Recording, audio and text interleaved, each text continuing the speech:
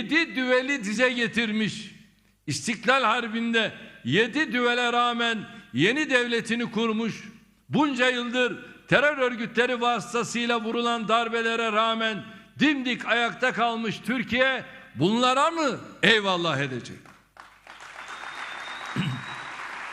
Bizi yaptırımla korkutanlar, bizim için tek yaptırım merciğinin Allah olduğunu bilmiyorlar galiba.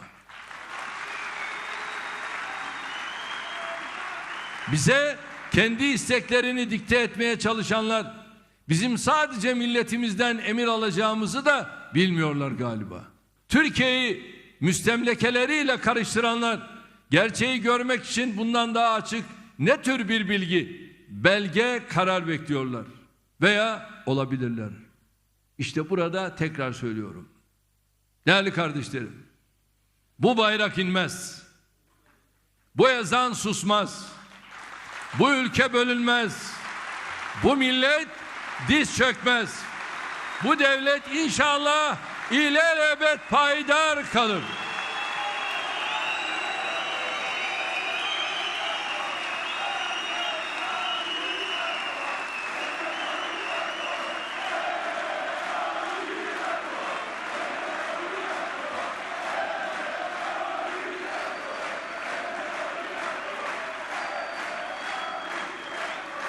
Değerli kardeşlerim, duymayan kulaklar duysun, görmeyen gözler görsün.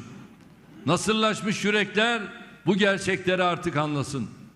Türkiye, Suriye ve Irak topraklarında tek bir terörist kalmayana kadar mücadelesini sürdürecek.